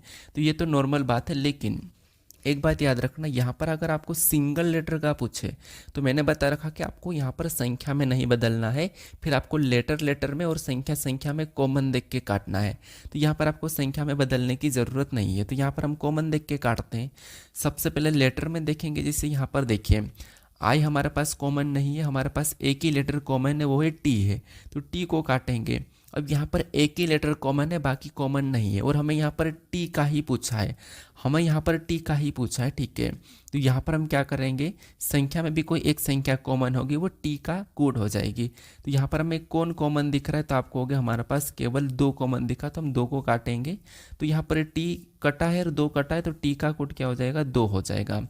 तो ऑप्शन में देखिए ऑप्शन नंबर सी में दिया है, तो ऑप्शन नंबर सी हमारा यहाँ पर सही जवाब होगा। तो इस टाइप के प्रश्न मैंने काफ़ी सारे प्रैक्टिस सेट में करवाया भी, ठीक है। पिछले मैंने 9 प्रैक्टिस सेट करवा दिए हैं, अगर कोई स्टूडेंट ने नहीं देखा है तो उन्हें भी आप देख लीजिए एक एक करके, भले आप स्पीड बढ़ा लीजिए, 2x कर लीजिए, ठीक है। क्योंकि अगर आपको समझ में आ रहा हो, आप प्रैक्टिस कर रहे हो, तो थोड़ा सा 2x में देख लीजिए, और बाकी अगर आप थोड़े से नए हो तो कोई बात नहीं, आप समझिए, ठीक है। मैं वैसे हर किसी प्रश्न को समझा रहा हूँ, अगर आपको ऐसा ही प्रश्न अगर और इससे अलग वैल्यू चेंज वाला देखने को मिलेगा ऐसा कि ऐसा, तो आप उसे भी इस तरीके से आसानी से कर लोगे, चाहो तो आप करके देख लेना है, ठीक है। अब बढ़ते हैं प्रश्न 12 पे। अब 12 नंबर का प्रश्न दिया है, प्रश्न करा कि यदि प्रतिशत का अर्थ गुणा और यहाँ पर @ का अर्थ भागित और हैश का अर्थ प्लस और डॉलर का अर्थ माइनस है तो मूल्यांकन कीजिए। मतलब हमारे पास यहाँ पर व्यंजक दिया है, मतलब समीकरण दिया है, जिसमें हमारा चिन्ह दिया है। चिन्हों में हमें क्या करना होगा, यहाँ पर देखिए प्रतीक दिया, प्रतीक में हमें चिन्हों को रख के क्या करना है, सोल्व करना है। तो सबसे पहले हम यहाँ पर क्या करेंगे, तो यहाँ पर हमारा पास देखिए कि जैसे इंकानो दिया, तो हम सबसे पहले इंकानो को लिखते हैं, और इंकानो के बाद क्या दिया है, तो इंक्याने के बाद यहाँ पर हमारे पास @ दिया, और @ का अर्थ यहाँ पर क्या दिया, भागित दिया है। तो यहाँ पर हम क्या करेंगे, भागित का चिन्ह लगाएंगे और अगली संख्या 7 को उतारेंगे। फिर हमें यहाँ पर प्रतिशत दिया है, और प्रतिशत का अर्थ इसने गुणा कहा, तो यहाँ पर क्या करेंगे, अगला हम प्रतिशत की जगह गुणे का चिन्ह लगा लेंगे और अगली संख्या लिखेंगे 6 को। फिर अगला हमारे पास हैश है, और हैश का अर्थ यहाँ पर प्लस का, तो यहाँ पर क्या करेंगे, हैश की जगह प्लस लगाएंगे और अगली संख्या यहाँ पर हम 34 को लिख लेंगे। अगला हमारे पास डॉलर है, और डॉलर का अर्थ यहाँ पर माइनस का, तो यहाँ पर हम माइनस लगाएंगे और अगली संख्या 22 को उतार लेंगे, ठीक है। अब इस समीकरण को क्या करेंगे, बोर्डमास रूल पे सोल्व कर लेंगे। तो सबसे पहले भाग देंगे, फिर गुणा, फिर प्लस, फिर माइनस। तो यहाँ पर भाग देंगे, तो यहाँ पर 7 का इंकानों में भाग देंगे, तो यहाँ पर 13 बार में जाएगा, 13 × 7 51। ऊपर से क्या करेंगे, गुणा 6 उतारेंगे, प्लस का 34 भी उतार लेंगे। हालांकि डायरेक्ट कर सकते हैं, लेकिन मैं यहाँ पर स्टेप बाय स्टेप बता रहा हूँ, ठीक है। अब यहाँ पर क्या करेंगे, वापस से हम गुणा करेंगे, तो 13 आपको पता होगा 78 होता, तो यहाँ पर 78 आ जाएगा, क्या आ जाएगा, 78 आएगा गुणा करने पर। क्या करेंगे, यहाँ पर प्लस 34 उतारेंगे और माइनस 22 उतार लेंगे। फिर से हम क्या करेंगे, वापस से प्लस करेंगे, तो 8 और 4 कितने हो जाएंगे, 12, 12 का 2, हासिल का 1, 7 3 10 11। यहाँ पर सब दोनों को जोड़ने पर 78 और 34 112 हो रहे हैं। ऊपर से क्या करेंगे, यहाँ पर 22 को उतार लेंगे, -22 से अब यहाँ पर माइनस करेंगे, तो 112 में से 22 को माइनस करते हैं, तो आपको पता होगा यहाँ पर कितने बचेंगे, तो कितने 90 बचेंगे, कितने 90 बचेंगे। तो टोटल हमारे पास सोल्व करने पर कितना आया है, समीकरण को 90 आया है। क्या ऑप्शन में 90 दिया है, तो ऑप्शन नंबर बी में दिया है, तो ऑप्शन नंबर बी हमारा यहाँ पर सही जवाब होगा, ठीक है। तो कुछ नहीं करना, आपको यहाँ पर प्रतीक की जगह चिन्हों को रख के समीकरण को सोल्व कर लेना था, ठीक है। तो ऑप्शन नंबर बी हमारा यहाँ पर सही जवाब होगा। अब चलिए हम बढ़ते हैं प्रश्न 13 पे। अब 13 नंबर का प्रश्न दिया है, प्रश्न यहाँ पर क्या कह रहा है, देखिए सबसे पहले हमें यहाँ पर p - q का अर्थ है कि p q की मात्रा है, ये हमें इसका अर्थ दिया है, ठीक है। और हमें कह रहा है कि यदि यहाँ पर अब यदि n - m - n गुणे t + z, तो निम्नलिखित में से कौन सा सत्य नहीं है, ये आपको बताना। मतलब देखिए सबसे पहले तो आपको पता करना है कि इनका रिलेशन क्या है, इनमें आपस में क्या रिलेशन है, ठीक है। तो यहाँ पर हम रिलेशन का पता करते हैं। सबसे पहले देखिए इन दोनों में हम रिलेशन देखेंगे m और n के बीच। तो यहाँ पर कौन सा चिन्ह है, तो आपको हो गया माइनस का है, और माइनस का अर्थ क्या कह रहा है कि p - q का अर्थ है कि p q की मात्रा है, पी क्यू की मात्रा है, जहाँ पर माइनस है वहाँ पर पी क्यू की मात्रा है, वैसे की वैसे यहाँ पर भी हम एन, यहाँ पर एम एन की मात्रा बोलेंगे, ठीक है। यहाँ पर कभी कभी पी क्यू है तो यहाँ पर क्यू पी हो जाता, पलट भी जाता है, तो वो भी आप ध्यान रखना। तो यहाँ पर देखिए पी माइनस क्यू का अर्थ क्या है, पी क्यू की मात्रा है, तो यहाँ पर भी एम एन की मात्रा हो जाएगी। एम क्या हो जाएगी, तो एम एन की मात्रा हो जाएगी। तो यहाँ पर एम को क्या करेंगे, एन की मात्रा है तो एन को नीचे लिखेंगे, क्योंकि एम एन की मात्रा है तो ये इसकी संतान होगी एन। तो एम कौन है, एन की मात्रा है, एन की मात्रा कौन है, एम है, तो यहाँ पर हम माइनस लगा लेंगे। फिर हम इन दोनों में देखेंगे तो यहाँ पर कौन सा चिन्ह है, गुणे का चिन्ह है। और गुणे का अर्थ क्या कह रहा है कि पी गुणे क्यू का अर्थ है, पी गुणे क्यू का अर्थ है कि पी क्यू का पिता है, पी क्यू का पिता है, तो यहाँ पर भी एन टी का पिता हो जाएगा। ये जो एन है वो टी का पिता होगा, तो ये पिता है तो यहाँ पर हम प्लस लगाएंगे। और किसका पिता है, टी का पिता है, तो टी को हम क्या करेंगे, नीचे लिखेंगे, क्योंकि ये टी इसकी संतान है तब ये इसका पिता है, ठीक है। तो टी को नीचे लिखेंगे। उसके बाद यहाँ पर टी, यहाँ पर इसमें इन दोनों में देखेंगे टी और जेड के बीच में, तो यहाँ पर प्लस का अर्थ है। और प्लस का अर्थ क्या है, प्लस है तो प्लस का अर्थ पी प्लस क्यू का अर्थ है कि पी क्यू की पुत्री है, पी क्यू की पुत्री है, तो वैसे ही यहाँ पर भी टी जेड की पुत्री हो जाएगी। टी क्या हो जाएगी, जेड की पुत्री हो जाएगी, तो ये पुत्री है तो यहाँ पर हम माइनस लगाते हैं। और किसकी पुत्री है, जेड। अब ये ऑलरेडी एन की संतान है, मतलब तो इसका मतलब ये है कि ये इसका पिता है और ये जेड की पुत्री है, तो इसका मतलब ये कि जेड एन की पत्नी हो जाएगी, ठीक है। तब जाके ये इसकी कौन हो जाएगी, पुत्री होगी, ठीक है, क्योंकि जेड की पत्नी होगी, क्योंकि ऑलरेडी एन की संतान कौन है, टी है, तो इसीलिए जेड 100% एन की पत्नी होगी। अब यहाँ पर हमें बताना है कि तो निम्नलिखित में से कौन सा सत्य नहीं है, यानी कि हमें विकल्प में देखना है कि कौन सा सत्य नहीं है। सत्य नहीं है ये हमें ऑप्शन में देखना है। तो ऑप्शन में देखिए, सबसे पहले तो यहाँ पर देखिए एन जेड की पत्नी है, क्या एन जेड की पत्नी है, नहीं है, मतलब ये हमें सत्य नहीं दिख रहा, तो यही वाला सही हो जाना चाहिए, ठीक है, क्योंकि एन जेड की पत्नी नहीं है, क्योंकि जेड एन की पत्नी है, एन नहीं है, एन तो पति है, तो ये सत्य नहीं है, तो यही वाला सही होना चाहिए। लेकिन हम ऑप्शन बी और सी और डी को भी चेक कर लेते हैं। ऑप्शन बी कह रहा है कि एम जेड की सास है, एम क्या कह रहा है, मतलब एम जेड की सास है, तो एम जेड की सास है क्या, तो हाँ ये पति की माता है, इसका मतलब सास है, तो ये तो सही है, ये तो सत्य है, ठीक है। उसके बाद टी एम की पोती है, तो टी एम की पोती है, तो ये भी बात सही है कि टी एम की पोती है। टी एन की बेटी है, तो टी एन की बेटी, ये भी बात सही है, मतलब ये बाकी सभी की सभी सत्य है, ये वाला सत्य नहीं है, तो यही हमारा यहाँ पर क्या होगा, सही जवाब होगा, क्योंकि यहाँ पर कहा था कि सत्य नहीं है, ये देखना था। तो ऑप्शन नंबर ए हमारा यहाँ पर सही जवाब होगा। अब बढ़ते हैं प्रश्न 14 पे। अब 14 नंबर का प्रश्न दिया है। प्रश्न यहाँ पर कह रहा है कि नासिक में सेमिनार सूरत में सेमिनार के 2 दिन बाद हुआ था। इंदौर का सेमिनार सूरत में सेमिनार से 3 दिन पहले हुआ था। अगर इंदौर में सेमिनार 8 अप्रैल को हुआ था तो नासिक में सेमिनार कब हुआ था, ये प्रश्न पूछा। ये एसएससी सीपीओ का प्रश्न है और ये सेमिनार वाले प्रश्न हर शिफ्ट में पूछे थे, ठीक है। तो यहाँ पर देखिए, सबसे पहले आपको क्या करना है कि यहाँ पर क्या करा, प्रश्नों को पढ़ो और यहाँ पर जिस जिस तरीके से कहा वैसे ही सुलभ करना है। देखिए ध्यान से देखना। सबसे पहले क्या करा, यहाँ पर नासिक में सेमिनार सूरत में सेमिनार के 2 दिन बाद हुआ था, यानी कि मान लो ये सूरत है, ठीक है, मैं यहाँ पर सूरत का एस ले लेता हूँ, ये सूरत है। अब सूरत का सेमिनार, ठीक है, ये सूरत है, ये सूरत का सेमिनार पता नहीं कब हुआ, हमें नहीं पता डेट, ठीक है, लेकिन नासिक में सेमिनार सूरत में सेमिनार के 2 दिन बाद हुआ था, तो 1 दिन ये हो गया, 1 दिन, इसके बाद और बाद वाला इधर लिख रहे हम 1 दिन, 2 दिन बाद किसका हुआ था, तो 2 दिन बाद नासिक का हुआ था, 2 दिन बाद किसका हुआ था, नासिक का हुआ था। ये कौन है, सूरत है, ये सूरत का सेमिनार हो गया, पता नहीं किस तारीख हुआ था, लेकिन इसके 2 दिन बाद किसका हुआ, नासिक का हुआ, तो ये 2 दिन बीच में, ठीक है, ये 2 दिन बीच में है, 2 दिन बाद हुआ था, तो ये नासिक का हुआ है। उसके बाद आगे पढ़िए, आगे प्रश्न करें कि इंदौर का सेमिनार सूरत में सेमिनार से 3 दिन पहले हुआ था, यानी कि सूरत से 3 दिन पहले, तो 1 दिन ये हो गया है, ये हमारा दूसरा दिन हो गया है, ये हमारा तीसरा दिन हो गया, और 3 दिन पहले मतलब यहाँ पर हुआ था इंदौर का सेमिनार। इंदौर का सेमिनार यहाँ पर हुआ था, ठीक है। इंदौर का मैं आई ले रहा हूँ, एस मतलब सूरत और एन मतलब नासिक। अब यहाँ पर प्रश्न करा कि अगर इंदौर में सेमिनार 8 अप्रैल को हुआ था, यानी कि 8 अप्रैल को हुआ, तो यहाँ पर नासिक में सेमिनार कब हुआ था। तो सबसे पहले यहाँ पर देखिए कि इंदौर का सेमिनार कब हुआ था, 8 अप्रैल को हुआ था। अब कह रहा है कि नासिक का सेमिनार कब हुआ था, ठीक है। नासिक का सेमिनार कब हुआ था, 8 के बाद यहाँ पर क्या 9, 10, 11, 12, 13, इसका मतलब 3 दिन बाद हुआ था, ठीक है। मतलब यहाँ पर देखिए कि जैसे ये इंदौर और यहाँ पर नासिक है, ठीक है।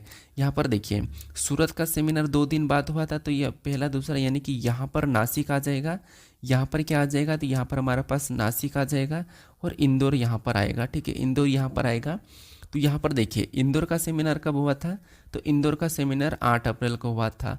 अब यहाँ पर कह रहा है कि इंदौर का सेमिनार 8 अप्रैल को हुआ था, तो नासिक में सेमिनार कब हुआ था, तो नासिक में सेमिनार कब हुआ था, तो यहाँ पर 8 के बाद ये वाला फिर 9 होना चाहिए, और 9 के बाद ये वाला 10 होना चाहिए, 10 के बाद ये वाला 11 और ये वाला 12 और ये हमारा 13 होना चाहिए, ठीक है। तो अगर इंदौर का 8 को हुआ तो यहाँ पर नासिक का कब हुआ था होगा, 13 अप्रैल को हुआ था होगा। 13 अप्रैल को हुआ था होगा। तो ऑप्शन में देखिए 13 कहाँ पर है, ऑप्शन नंबर बी में दिया है, तो ऑप्शन नंबर बी हमारा यहाँ पर सही जवाब हो जाएगा, ठीक है। क्या हो जाएगा, ऑप्शन नंबर बी वाला। तो यहाँ पर आपको कुछ इस तरीके से सोल्व करना है। अब बढ़ते हैं प्रश्न 15 पे। अब 15 नंबर का प्रश्न दिया है। प्रश्न क्या कह रहा है, प्रश्न के आपको पता होगा कि यहाँ पर हमें 2 कथन दिए और इनके 2 निष्कर्ष दिए हैं। तो सबसे पहले कथन को समझना है, कथन को सत्य मानना है, फिर उसके बारे में निष्कर्ष क्या कह रहा है हमें ये देखना है। तो कथन को समझिए, डायग्राम से समझेंगे।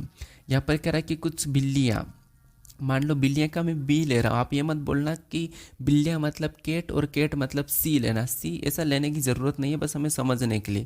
तो यहाँ पर बिल्लियाँ का मैं बी ले लेता हूँ। उसके बाद यहाँ पर कह रहा है कि कुछ बिल्लियाँ क्या है, कुत्ते हैं। तो यहाँ पर कुछ बिल्लियाँ को मैं क्या करता हूँ, कुत्ते के हिस्से में ले लेता हूँ। तो कुत्ते का मतलब कुत्ते मतलब डॉग, डॉग का मैं डी नहीं ले लूँगा, कुत्ते का मैं यहाँ पर मैं के ही ले लूँगा समझने के लिए, ठीक है। अब यहाँ पर दूसरे को पढ़ेंगे। दूसरा कह रहा है कि सभी कुत्ते क्या है, जानवर है। अब जितने भी कुत्ते हैं वो सभी के सभी जानवर है। तो यहाँ पर सभी कुत्ते को क्या करूँगा, मैं जानवर के अंदर ले लूँगा और जानवर का मैं जे ले रहा हूँ, ठीक है। एनिमल मतलब ए लेने की ज़रूरत नहीं है, बस हमें समझने के लिए कोई सा भी लेटर ले लो, ठीक। आपको उतना लोड नहीं लेना है यहाँ पर कि सर जानवर मतलब एनिमल, तो एनिमल का आप यहाँ पर ए लो। उसके बाद यहाँ पर डॉग का डी लो, केट का सी लो, ये लेने की ज़रूरत नहीं है, ठीक है। अब हम देखेंगे यहाँ पर कि इसके बारे में निष्कर्ष क्या कह रहा है। तो निष्कर्ष पहले को देखिए, निष्कर्ष पहले को देखिए, हमने यहाँ पर इनको तो समझ लिया। अब पहला निष्कर्ष देखिए, यहाँ पर निष्कर्ष कह रहा है कि कुछ बिल्लियाँ जानवर है। क्या आपको यहाँ पर कुछ बिल्लियाँ जानवर दिखाई दे रही, तो हमें यहाँ पर कुछ बिल्लियों का हिस्सा जानवर के अंदर भी है। तो इसका मतलब ये वाला हमें सही कह रहा है कि कुछ बिल्लियाँ जानवर है।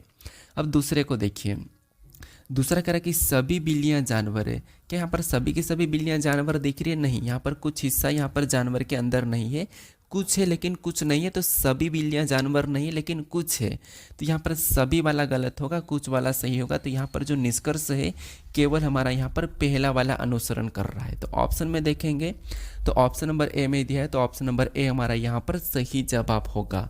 अब चलिए हम बढ़ते हैं प्रश्न 16 पे। अब 16 नंबर का प्रश्न दिया है। प्रश्न करा कि 651 गुणे 709 का मान ज्ञात कीजिए। ये प्रश्न हालांकि मैथ्स का है, लेकिन यहाँ पर आपको पता होगा कि रीजनिंग वाले सेक्शन में भी ये प्रश्न दिया था।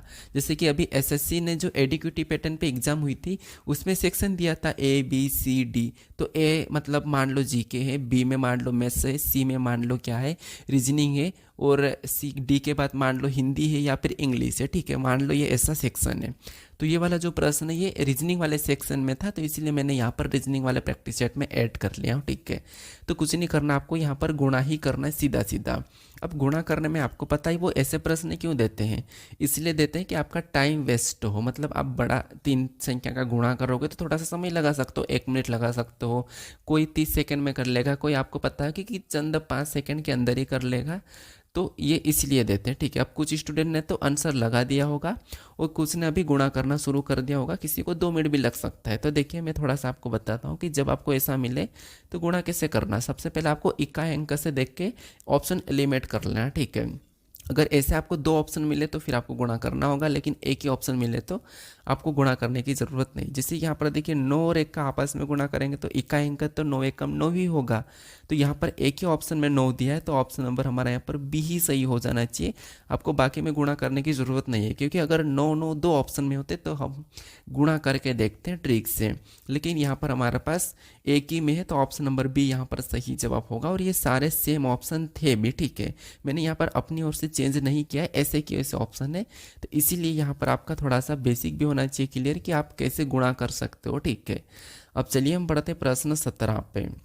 अब 17 नंबर का प्रश्न दिया है, ये भी कथन है और इनके भी यहाँ पर 2 निष्कर्ष दिए हैं। और ये कथन निष्कर्ष आपने देखा होगा कि यहाँ पर हमें बड़ा छोटा बताना होता है, ठीक है। कि जैसे मैं यहाँ पर मैं समझा रहा हूँ कि जैसे यहाँ पर 2 चिन्ह है, यहाँ पर हमारे पास 2 चिन्ह मेन होते हैं। कि जहाँ पर मैं एक चिन्ह बता रहा हूँ कि जैसे यहाँ पर जिसके तरफ मुंह खुला वो बड़ा और जिसके तरफ मुंह बंद है वो छोटा हो जाता है, ठीक है। तो ये चिन्ह यहाँ पर आपको पता होगा कि एक चिन्ह ऐसा भी होता है, तो बड़ा या छोटा संभावना में होता है। बराबर का मतलब तो आपको पता है कि दोनों बराबर है, ठीक है। अब हम यहाँ पर इन प्रश्नों को कैसे सोल्व करते हैं, हम ऑप्शन देखते हैं। कि ऑप्शन में देखिए सबसे पहले वाला कथन निष्कर्ष क्या दिया है कि यहाँ पर जो हमारे पास दिए वी और यहाँ पर चिन्ह और एस दिया है। तो इसमें देखिए मुंह किस तरफ बड़ा है, खुला है, तो एस की तरफ मतलब वी छोटा होना चाहिए और एस बड़ा होना चाहिए। तो हम यहाँ पर क्या करेंगे, वी से एस को देखेंगे या एस से वी को देखेंगे, ठीक है। तो यहाँ पर अगर हम देखिए एस बड़ा होना चाहिए, तो यहाँ पर देखिए एस से जाएंगे तो एस क्या है, बड़ा है टी से, ये भी ठीक है। उसके बाद देखिए एस बड़ा है टी से, टी और आर बराबर है और ये चिन्ह भी इसी दिशा में, ये वाला चिन्ह भी सेम दिशा में है और ये वाला भी सेम दिशा में, इसका मतलब सही है, बड़ा ही है। और ये भी सेम दिशा में, चिन्ह सेम है और यहाँ पर वी तक जाना है, तो वी तक गए हम यहाँ से। तो ये वाला जो चिन्ह है हमारे पास सेम है, सेम दिशा में, ठीक है, सेम दिशा में है, एक जैसे ही है और बराबर का भी चिन्ह है। इसका मतलब 100% ये है कि एस बड़ा होगा और वी छोटा होगा, ठीक है, क्योंकि यहाँ पर तीनों चिन्ह हमारे एक जैसे हैं। तो पहला वाला जो कथन है वो तो सत्य है कि पहला वाला सत्य है कि वी छोटा होगा, एस बड़ा होगा। हम यहाँ पर दूसरे को देखते हैं, इसमें पी बड़ा है, टी छोटा है, तो पी से क्या करेंगे, हम यहाँ पर टी की ओर जाएंगे। तो पी से टी की ओर जाएंगे तो पी बड़ा है ना टी से, तो ठीक है, यहाँ पर तो इतना तो बड़ा दिख रहा है। अब यहाँ पर जाएंगे तो यहाँ पर मिस्टेक हो रहा है, यहाँ तक जाना है हमें। तो यहाँ पर जो चिन्ह में ये वाले दिख रहे हैं, ठीक है, इनमें दिशा पलट गई है।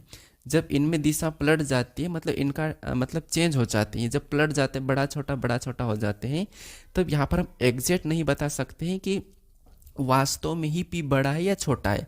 अगर आप इसको ऐसा देखोगे, ठीक है, अगर आप इसको ऐसा देखोगे कि अगर हम पी और क्यू को देखेंगे तो क्यू से बड़ा कौन है, तो आप कहोगे क्यू से बड़ा पी है, ठीक है, क्यू से बड़ा पी है। और क्यू और एस के बीच में देखेंगे तो क्यू छोटा है एस से, इसका मतलब एस बड़ा होना चाहिए और क्यू छोटा है। फिर एस बड़ा है टी से, तो इसका मतलब टी यहाँ पर होना चाहिए, तो ये बड़ा हो जाएगा। तो इस हिसाब से तो यहाँ पर टी से बड़ा कौन है, पी है, तो ये तो सही लग रहा है इस हिसाब से।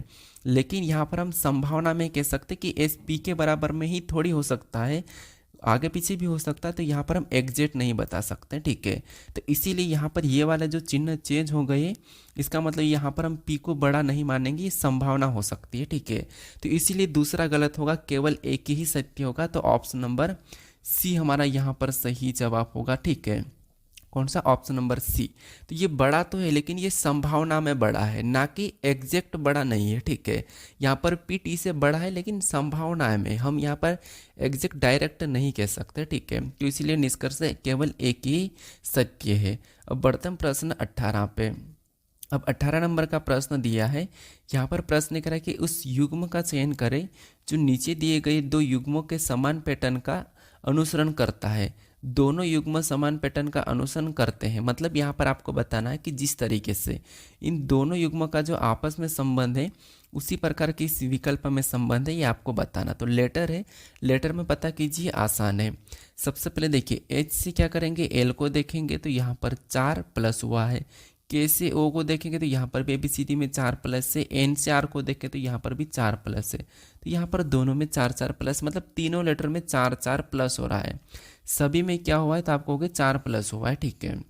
यहाँ पर देखेंगे डी से एच 4 प्लस है, जे से एन 4 प्लस है, ओ से एस 4 प्लस है, तो इसमें भी 4 प्लस हुआ है। तो यहाँ पर हमें जो पैटर्न मिला है, लॉजिक मिला है, 4 प्लस का मिला है। तो ऐसा कैसा, ऑप्शन में देख लीजिए। ऑप्शन में देखेंगे ए से एफ क्या 4 प्लस है, और सॉरी ए से ई 4 प्लस है तो है, एफ से जे 4 प्लस है तो है, एम से क्यू, एम 13 पे क्यू 17 पे 4 प्लस, तो इसमें 4 प्लस दिख रहा है सभी में, मतलब इनके जैसा जो हमें मैच हुआ है वो ऑप्शन नंबर ए मैच हो रहा है। तो ऑप्शन नंबर ए हमारा यहाँ पर सही जवाब हो जाएगा। एक बार आप कंफर्म करने के लिए चेक कर लीजिए BCD को भी, ठीक है। तो ए में 4 प्लस करेंगे सी होगा, नहीं होगा, ये नहीं होगा। जी में 4 प्लस करेंगे तो क्या होगा, 11 होगा, मतलब यहाँ पर के होना चाहिए, नहीं होगा। डब्ल्यू में 4 प्लस नहीं होगा। तो ये हमारा ऑप्शन नंबर ए वाला सही जवाब होगा। ठीक है, ऑप्शन नंबर ए हमारा मैच हुआ है। अब बढ़ते हैं प्रश्न 19 पे। अब 19 नंबर का प्रश्न दिया है। प्रश्न यहाँ प्रकार कि यदि संख्या 61, 27, 385 में प्रत्येक विषम अंक में 2 जोड़ा जाए तथा प्रत्येक सम अंक में 2 घटा जाए तो निम्नलिखित में से कौन सा अंक दाएं से तीसरा होगा, ये आपको बताना है। तो देखिए, सबसे पहले तो हमें यहाँ पर इस संख्या को लिखना होगा कि यहाँ पर क्या लिखा, 61 है, 61 के बाद 27 है, 27 के बाद हमारे पास यहाँ पर 385 है। तो यहाँ पर हमें बताना है कि सबसे पहले तो देखिए, हमें यहाँ पर जोड़ने के लिए कहा कि प्रत्येक यहाँ पर विषम अंक में 2 जोड़ना है, विषम अंक में 2 जोड़ना है और यहाँ पर सम अंक में 2 घटाना है। ठीक है, तो ये याद रखना। तो सबसे पहले हम यहाँ पर क्या करते हैं, विषम में 2 जोड़ लेते हैं। तो ये हमारे पास विषम संख्या है, इसमें 2 जोड़ेंगे तो यहाँ पर कितने हो जाएंगे, 3 हो जाएंगे। ये हमारी विषम संख्या है, इसमें 2 जोड़ेंगे तो 9 हो जाएंगे। ये हमारी क्या है, विषम संख्या है, तो इसमें भी 2 जोड़ेंगे तो कितने हो जाएंगे, 5 हो जाएंगे। और ये हमारी विषम संख्या है, इसमें भी 2 जोड़ेंगे तो यहाँ पर 7 हो जाएंगे। ये हमने 2 जोड़ लिया विषम में। और सम में हमें क्या करना होगा, 2 घटाना होगा। तो ये हमारी सम संख्या है, इसमें 2 घटाएंगे तो यहाँ पर 4 बचेंगे। और ये भी हमारी सम संख्या, 2 घटाएंगे तो 0 बचेगा। और ये हमारी सम संख्या है, इसमें 2 घटाएंगे तो यहाँ पर हमारा पास 6 बचेगा। अब नई जो संख्या बनती है, इसमें प्रश्न का कहना है कि इसमें प्रश्न करा करके अंक दाएं से तीसरा कौन सा होगा, मतलब तीसरा कौन सा होगा ये आपको बताना। तो दाएं से तीसरा पता कीजिए, ये पहला है, ये दूसरा, ये तीसरा है। तो दाएं से जो तीसरा हमें दिख रहा है वो कौन सा दिख रहा है, 5वां दिख रहा है। तो दाएं से तीसरा 5वां होगा। तो ऑप्शन में देखिए 5वां कहाँ पर है, तो ऑप्शन में देखेंगे 5वां, तो ऑप्शन नंबर बी में दिया है, तो ऑप्शन नंबर बी हमारा यहाँ पर सही जवाब होगा। ठीक है, तो बस हमें यहाँ पर जैसा प्रश्न कह रहा है वैसा आपको यहाँ पर सोल्व करना है कि प्रश्न क्या कह रहा है। ठीक है, तो हमें कह रहा था कि सबसे पहले तो विषम में 2 जोड़ना है, सम में 2 घटाना है, पर जब नई संख्या बन जाएगी तो उसमें दाएं से तीसरा कौन सा होगा, तो दाएं से तीसरा 5 और बाएं से तीसरा 0 है। ठीक है, तो ऑप्शन नंबर बी हमारा यहाँ पर सही जवाब होगा। अब बढ़ते हैं प्रश्न 19 पे। अब 19 नंबर का प्रश्न दिया है। यहाँ पर हमारे पास एक प्रश्न है जो मैंने कल वाले प्रैक्टिस सेट में भी करवाया था कि सेमिनार मतलब परीक्षा होती है, हर एक सप्ताह दिया जाता है, उस सप्ताह में हर दिन अलग अलग स्टूडेंट की परीक्षा होती है। तो परीक्षा होने वाला प्रश्न है, ये मैंने 8वें 9वें वाले प्रैक्टिस सेट में करवा दिया था, ऐसा कि ऐसा प्रश्न। ठीक है, मतलब यहाँ पर चेंज है लेकिन ऐसा प्रश्न मैंने कैसे सोल्व करना वो बता दिया था। तो आप इसे सोल्व करने की कोशिश करें अपनी ओर से भी। ठीक है, तो यहाँ पर देखिए, सबसे पहले प्रश्न यहाँ पर कह रहा है, क्या कह रहा है कि P Q R S T U और वी में से प्रत्येक की परीक्षा सोमवार से शुरू होकर रविवार को समाप्त होने वाली एक ही सप्ताह के अलग अलग दिन होती है। मतलब सोमवार से शुरू होती है और रविवार को समाप्त होती है, मतलब एक हफ्ते की परीक्षा है।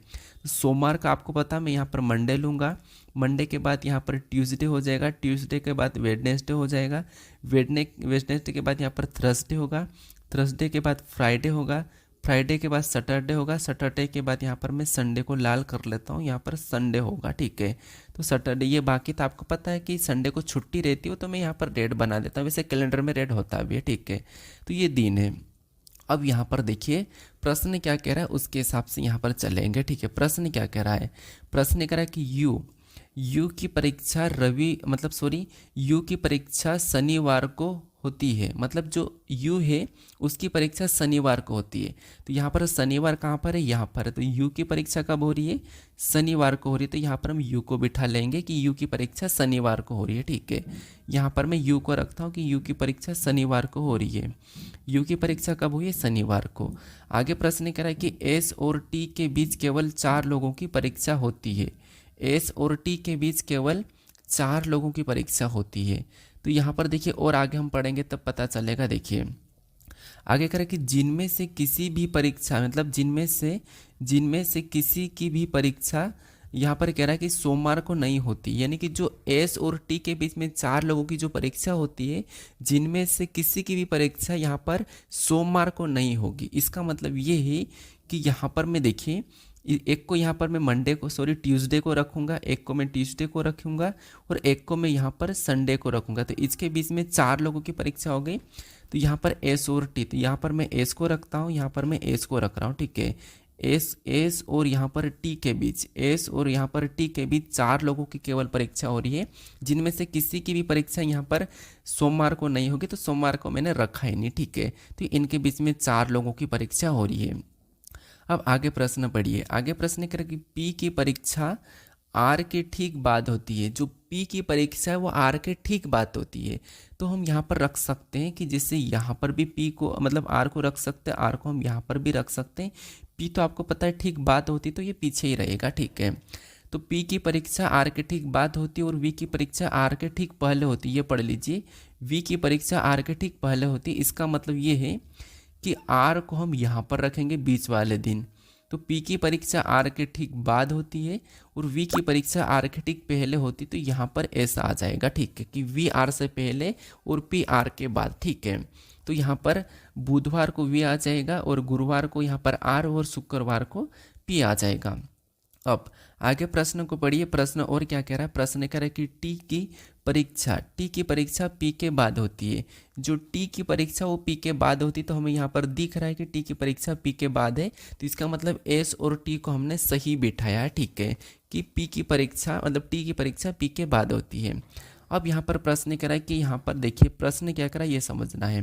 तो प्रश्न कह रहा है कि एस के बाद कितने लोगों की परीक्षा होती है। तो देखिए यहाँ पर एस के बाद कितने लोगों की परीक्षा हो रही है। तो एस के बाद आप कहोगे एक इसकी हो रही है, आर की भी हो रही है, पी की हो रही है, यू की हो रही है, टी की हो रही है।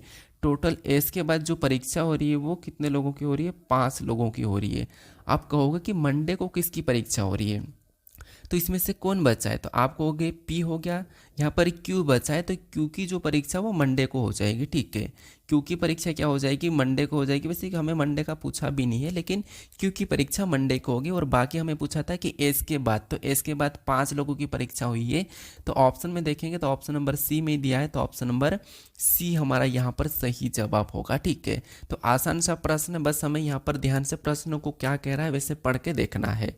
ऑप्शन नंबर सी हमारा यहाँ पर देखिए, वैसे सी नीचे होना था लेकिन कोई बात नहीं, सी वाला यहाँ पर सही जवाब होगा। अब बढ़ते हैं प्रश्न 21 पे। अब 21 नंबर का प्रश्न दिया है।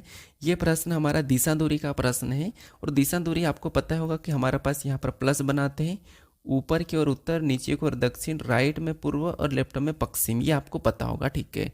अब हम यहाँ पर प्रश्न को डायरेक्ट सोल्व करते हैं। देखिए प्रश्न क्या करा कि यहाँ पर वरुण बिंदु वाई से ड्राइव करना शुरू करता है। जो वरुण है बिंदु वाई से, कि मान लो ये बिंदु वाई है, ठीक है, यहाँ पर मैं बना देता हूँ कि ये बिंदु वाई है, ये बिंदु वाई है। इस बिंदु वाई से वरुण ड्राइव करना शुरू करता और पूर्व की ओर 19 किलोमीटर ड्राइव करता है। यहाँ पर देखिए वाई से पूर्व की ओर, तो यहाँ पर ये वाई बिंदु है और वाई से पूर्व की ओर कितना करा है? तो पूर्व की ओर इसने 19 किलोमीटर करा, तो यहाँ पर मैं 19 लगा देता हूँ, ठीक है। यहाँ पर मैं 19 लिख लेता हूँ। ये पूर्व की ओर 19 करा है, पूर्व इस साइड होगा, ये यहाँ से इस साइड जा रहा पूर्व की ओर है, ठीक है। तो 19 किलोमीटर ड्राइव कर रहा, फिर वह दाएँ मुड़ता है और 28 किलोमीटर ड्राइव करता है। अब ये यहाँ से इस साइड जा रहा, तो दाएँ किधर होगा? इसका नीचे होगा। तो यहाँ पर इसने कितना किया? तो यहाँ पर इसने 28 किलोमीटर ड्राइव करा है, ठीक है। यहाँ पर कितना किया इसने? 28 किलोमीटर ड्राइव करा है। उसके बाद आगे प्रश्न क्या करा है? यहाँ से इस साइड गया अभी ये। आगे प्रश्न क्या करे कि यहाँ पर कह रहा है कि बाएं मुड़ता है, बाएं मुड़ता और 17 किलोमीटर ड्राइव करता है। अब ये यहाँ से ये यहाँ पर जा रहा था, इसका बायां किधर होगा? इस साइड होगा। और यहाँ पर कितना कर रहा था वो? यहाँ पर 17 किलोमीटर करा, ठीक है। यहाँ पर कितना किया इसने? 17 किलोमीटर किया है, बाएं मुड़ा और 17। फिर आगे पढ़ेंगे प्रश्न को, तो पढ़ा कि फिर वह बाएं मुड़ता है और 59 किलोमीटर ड्राइव करता है। अब यहाँ से ये इस साइड जा रहा, तो इसका बायां किधर होगा? ऊपर होगा। और 59 कर रहा मतलब यहाँ तक, तो ये 28 हो जाएगा, इतना 28, तो 59 थोड़ा और ऊपर जाएगा। तो ये कितना किया? तो ये 59 किलोमीटर क्या मतलब? ये 59 मतलब 59, ठीक है। तो अब ये यहाँ पर पहुँच गया है। आगे प्रश्न को पढ़ेंगे तो वह बाएं मुड़ता है, फिर वह बाएं मुड़ा है, ठीक है, यहाँ पर पहुँचा और बाएं मुड़ा है और 36 किलोमीटर ड्राइव करता है। अब ये यहाँ से यहाँ पर गया 59 और यहाँ से बाएं मुड़ेगा, बाएं इसका इस साइड होगा, तो 36 किलोमीटर मतलब यहाँ पर इतना, तो ये 17 हो जाएगा। और 17 और 19 36 होते हैं, मतलब यहाँ से इतना यहाँ तक करेगा और यहाँ तक ड्राइव कर रहा है कितनी टोटल, तो टोटल जो ड्राइव कर रहा है वो 36 किलोमीटर कर रहा है, ठीक है। उसके बाद आगे प्रश्न करा कि फिर वह दाएं मुड़ता है और 9 किलोमीटर ड्राइव करता है, फिर वह दाएं मुड़ता है और 9 किलोमीटर ड्राइव करता है। अब आपको पता कि यहाँ पर था और यहाँ से ये इस साइड गया, तो इस साइड जाने पर इसका दाएं किधर होगा, ऊपर होगा, और ऊपर कितना कर रहा है वो, ऊपर कितना कर रहा है, तो ऊपर वो 9 किलोमीटर ड्राइव कर रहा है, कितना 9 किलोमीटर, ठीक है। और यहाँ पर आगे प्रश्न करें कि और बिंदु जेड पर रुकता है। अब यहाँ पर जो इसने जहाँ पहुँचा है वो कौन सी बिंदु जेड है, तो ये बिंदु जेड पर रुकता है, मतलब ये वाली जो बिंदु वो कौन सी बिंदु जेड है। अब प्रश्न करें कि बिंदु वाई पर फिर से पहुँचने के लिए उससे कितनी दूरी, और कह रहा है कि न्यूनतम दूरी और किस दिशा में ड्राइव करना होगा, किस दिशा में ड्राइव करना चाहिए, ये हमें प्रश्न पूछ रहा है। तो बताइए अब यहाँ पर देखिए किस दिशा भी बताना है और कितनी दूरी भी बताना है। तो यहाँ पर अब ये कहाँ पर पहुँच रखा, यहाँ पर पहुँच रखा, और बिंदु वाई कहाँ पर है, यहाँ पर है। तो इसको यहाँ से यहाँ पर आना है, यहाँ से आपको यहाँ पर आना है, मतलब इसको जेड से वाई तक आना है। तो दिशा तो ऊपर से नीचे आएगी, ऊपर से नीचे आ रही, इसका मतलब कौन सी दिशा हो जाएगी, दक्षिण हो जाएगी। अगर दक्षिण हो रही है तो ऑप्शन में हमारे पास यहाँ पर उत्तर दिया है, यहाँ पर उत्तर दिया है, तो ऑप्शन नंबर ये दोनों तो हो नहीं सकते हैं, ठीक है। अब हम यहाँ पर देखेंगे, देखिए ये यहाँ पर देखिए, यहाँ से इधर 19 गया था और यहाँ से ये 17 गया था, तो 19 और 17 कितने होंगे, 36 होंगे, और 36 ये वापस भी तो आ चुका है, तो यहाँ पर ये दिशा तो कट जाएगी, इस दिशा तो कोई मायने रखेगा ही नहीं, ये तो कट गई है। अब ये नीचे कितना गया था, 28 गया था, अगर ये वहाँ पर 28 था तो यहाँ पर भी 28 होगा, कितना, यहाँ पर भी 28 होगा, तो 28 और ये टोटल कितना है, तो ये टोटल हमारे पास 59 है। तो 28 में से 59 को घटा लेंगे तो आपको पता होगा यहाँ पर जो इधर वाली दूरी वो कितनी बचेगी, 31 बचेगी। जो यहाँ की दूरी है, ठीक है, जो इतनी दूरी है वो कितनी बचेगी, तो यहाँ की दूरी वो बचेगी 31 किलोमीटर बचेगी, ठीक है। तो अगर ये 31 है तो ये वाली भी 31 होना चाहिए, क्योंकि ये 17 तो ये तो 17 थी, तो अगर ये 31 है तो ये वाले भी कितनी 31 होना चाहिए, ठीक है, क्योंकि ये तो कट चुका है। तो 31 और 9 है, तो अगर ये यहाँ से कितना आएगा, पहले 9 आएगा फिर 31 आएगा, तो टोटल ये जो वाई पर पहुँचने के लिए इसको कितना दूरी तय करना पड़ेगा, यहाँ पर 40 किलोमीटर, और किस ओर, तो दक्षिण की ओर है। तो ऑप्शन में देखिए ऑप्शन नंबर सी में दिया है 40 किलोमीटर दक्षिण की ओर है, तो ऑप्शन नंबर सी हमारा यहाँ पर सही जवाब होगा, ठीक है। तो दिशा दूरी का प्रश्न ये भी आसान है, बस आपको जैसा प्रश्न कह रहा है वैसा सोल्व करना है। अब बढ़ते हैं प्रश्न 22 पे। अब 22 नंबर का प्रश्न दिया है, प्रश्न क्या कह रहा है, यहाँ पर प्रश्न कह रहा है कि ऐसी कितनी संख्या है जिनमें से प्रत्येक के ठीक पहले एक प्रतीक है और ठीक बाद भी एक प्रतीक है। तो बताइए ऐसी कितनी संख्या है जिसमें से ठीक पहले भी एक प्रतीक होना चाहिए और ठीक बाद भी प्रतीक होना चाहिए। तो देखिए यहाँ पर ऑप्शन, मतलब सबसे पहले हमें यहाँ पर देखना होगा बाएं से दाएं संख्या दी है और प्रतीक भी है उनमें। तो यहाँ पर ऐसी कितनी संख्या जिनके ठीक पहले और बाद में, तो एक तो हमें 9 दिखाई दे रहा है जिसके ठीक पहले भी प्रतीक है और बाद में है। उसके बाद और आगे जाएंगे तो एक हमें यहाँ पर 4 दिखाई दे रहा है जिसके ठीक पहले और बाद में दोनों तरफ प्रतीक है और साथ में भी है। यहाँ पर हमें केवल 3 संख्या दिखाई दे रही है जिनके ठीक पहले भी प्रतीक है और ठीक बाद में भी प्रतीक है, तो केवल हमें कितनी दिखाई दे रही है, 3। तो 3 ऑप्शन में देखेंगे तो ऑप्शन नंबर बी में दिया है, तो ऑप्शन नंबर बी हमारा यहाँ पर सही जवाब होगा, तो हमारा ऑप्शन नंबर बी ठीक है। अब बढ़ते हैं प्रश्न 23 पे। अब 23 नंबर का प्रश्न दिया है, ये हमारा अलग अलग तलों पर रहने वाले इमारत में रहने वाला प्रश्न है, ठीक है। अब यहाँ पर प्रश्न को समझिए, प्रश्न ये कह रहा है कि यहाँ पर MLNO, यहाँ पर 4 ही लोग दिए लेकिन मुझे इधर ज़्यादा दिख रहे हैं, ठीक है, MLNO, और यहाँ पर कह रहा है कि एक ही इमारत के 6 अलग अलग तलों पर रहते हैं, ठीक है। ये 6 अलग अलग तलों पर रहते हैं, उसमें से कह रहा है कि इमारत में सबसे निचले तल पर क्रमांक 1 है। मान लो कि सबसे निचला तल है तो ये क्रमांक 1 है, ठीक है, ये सबसे निचला तल है, ये क्रमांक 1 है। आगे कह रहा है कि उसके ऊपर के तल पर क्रमांक 2 है, तो इसके ऊपर के तल पर क्रमांक 2 है, ठीक है। अब आगे कह रहा है कि और इसी तरह मतलब इसी प्रकार सबसे ऊपरी तल पर, इसी प्रकार सबसे ऊपरी तल पर क्रमांक 6 है। इसका मतलब ये है कि 2 के बाद यहाँ पर 3 होगा, 3 के बाद यहाँ पर 4 होगा, 4 के बाद यहाँ पर 5 होगा और 5 के बाद यहाँ पर 6 होगा। तो इस तरीके से ये क्रमांक है, ठीक है। तो इनको मैं थोड़ा सा व्यवस्थित लिख रहा हूँ, ये हमारा पहला क्रमांक है, ये हमारा दूसरा है, ये हमारा तीसरा है, ठीक है।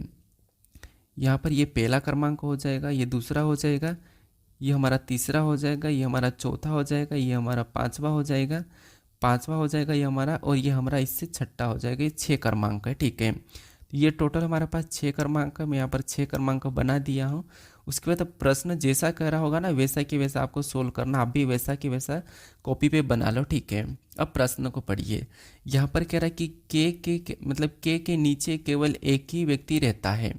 जहाँ पर भी के रहता होगा उसके नीचे केवल एक ही व्यक्ति रहता है। तो इसका मतलब के को यहाँ पर रखेंगे, कि यहाँ पर रहता होगा तब इसके नीचे केवल एक व्यक्ति रहेगा, क्योंकि के को हम ऊपर तो रख नहीं सकते, दूसरे स्थान पर रखेंगे तब इसके नीचे केवल एक व्यक्ति रहेगा।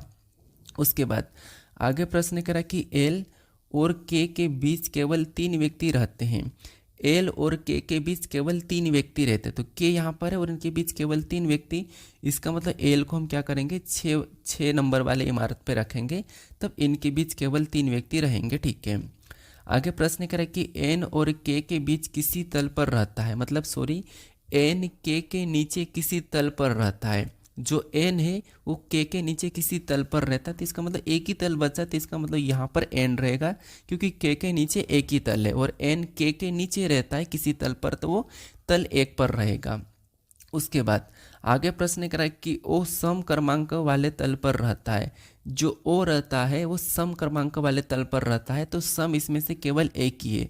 कौन है, 4 है, तो यहाँ पर ओ रहेगा, ठीक है, क्योंकि 5 और 3 पे तो रहेगा और बाकी जगह तो एल और एन और के रह रहे हैं, तो यहाँ पर रहेगा। आगे प्रश्न करा है कि एम विषम क्रमांक वाले तल पर रहता है। अब जो एम है वो विषम क्रमांक वाले तल पर रहता है। तो विषम हमारे पास 2 है, 5 भी और 3 भी है, वो किस पे रहेगा वो हम आगे प्रश्न को पढ़ लेते हैं। तो एम विषम क्रमांक वाले तल पर तो रहता है, लेकिन तल क्रमांक 5 पर नहीं रहता है। इसका मतलब यहाँ पर नहीं रहेगा एम, फिर यहाँ पर रहेगा, 5 पर नहीं रहता तो 3 पर रहेगा।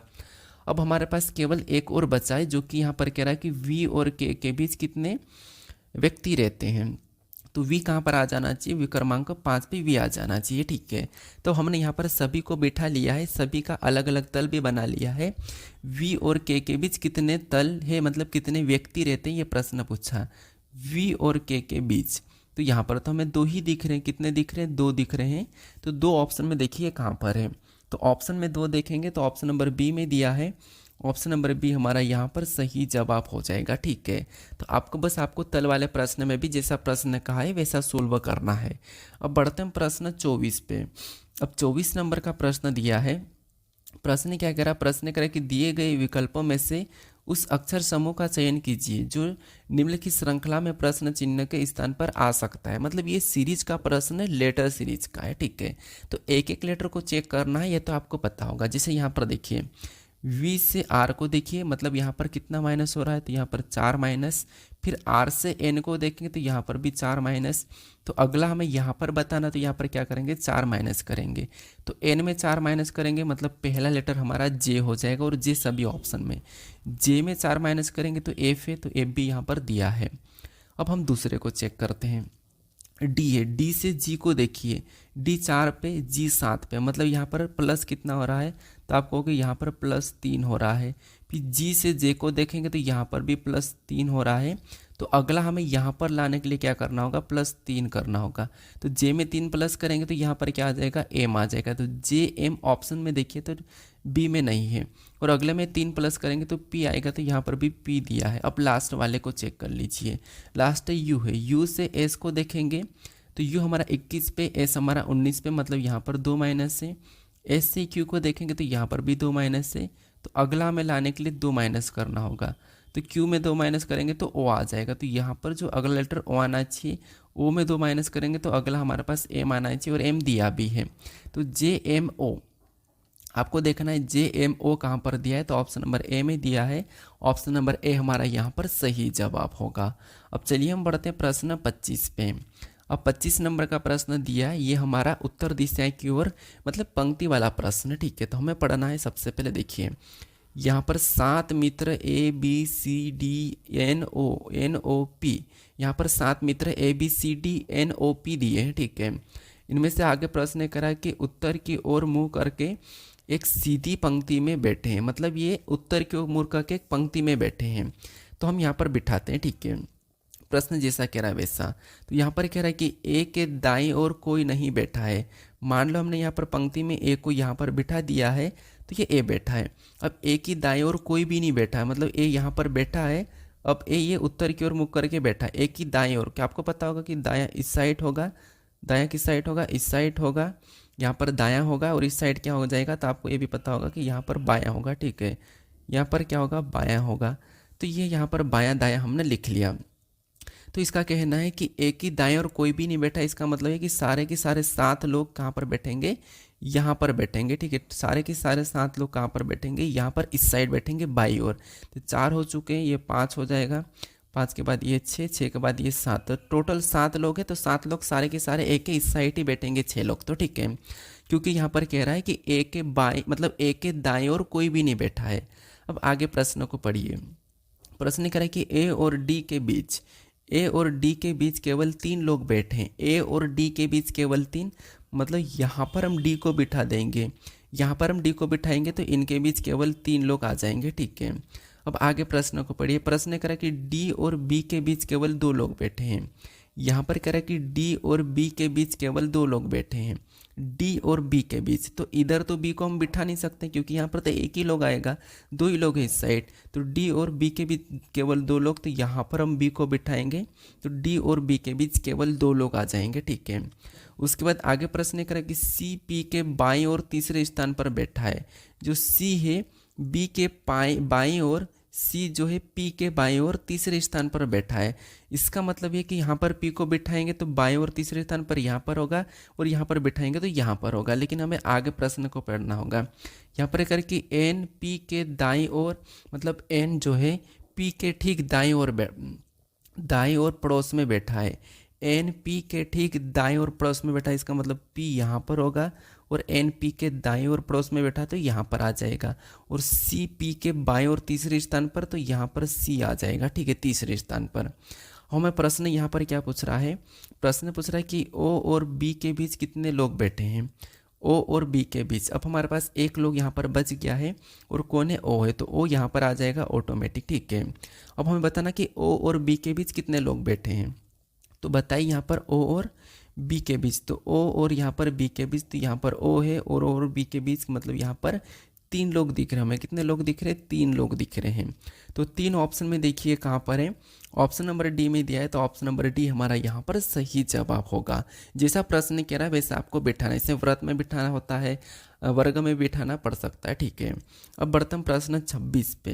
अब ये 26 नंबर का प्रश्न है, ये आपके लिए टेस्ट क्वेश्चन है। तो इसका जो सही जवाब आपको कमेंट करके बताना है कि प्रिंस अपनी कक्षा में ऊपर से 24वें स्थान पर तथा नीचे से 39वें स्थान पर है, तो उसकी कक्षा में कितने छात्र हैं ये आपको बताना है। तो ये रैंकिंग वाला प्रश्न है, क्रम व्यवस्था मैंने बता रखा आपको कि जब कुल छात्र निकालना तो कैसे निकालना, पिछले प्रैक्टिस सेट में आपको सिखा रखा हूँ।